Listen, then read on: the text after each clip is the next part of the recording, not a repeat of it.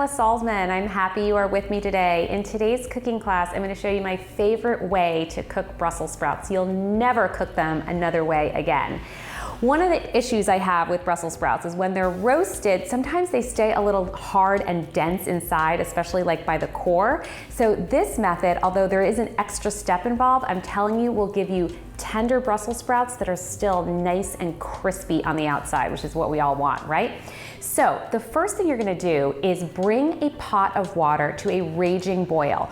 What we're gonna be doing here is actually blanching the Brussels sprouts before we sear them in a pan. Now, blanching involves salting the water, so this is when you're gonna take some kosher salt, get a nice handful, dump it into your boiling water, and then add your halved trimmed Brussels sprouts to the boiling water and set your timer immediately.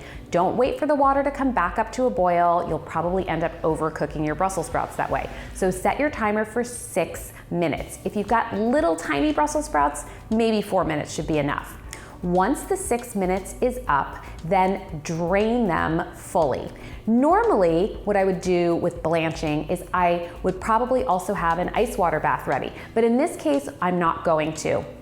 Ice water baths help the Brussels sprouts, or any vegetable for that matter, shock the color, and then it also stops the cooking process. We don't really care about the color because the Brussels sprouts are gonna get browned anyway, and I'm gonna cook these right away. So the key though is make sure the sprouts have been dried properly after you've drained them. So spread them out on a towel, a kitchen towel is fine, and then just give them a quick pat dry. Okay, now it's time to cook them up. I have a heavy bottomed cast iron skillet. This is going to give you the best sear. Cast iron holds its heat really well and it's not going to scorch. If you only have a heavy bottomed stainless steel skillet, no problem. Use what you've got, but the larger the better.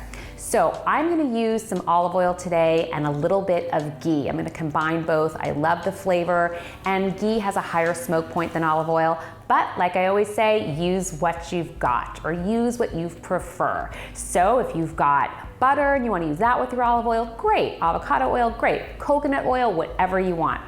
Get that melted and warmed up, and now you're gonna start searing those sprouts. You can start them on any side you want, and then once they're nice and golden on one side, flip them over and then hit it with a little bit of salt and pepper. Salt makes these taste a lot better. And then they're ready to go, or if you wanna be a little fancy, you can do a squirt of lemon juice on top, or even a drizzle of balsamic, but I'm telling you, these are gonna be the best Brussels sprouts you've ever had.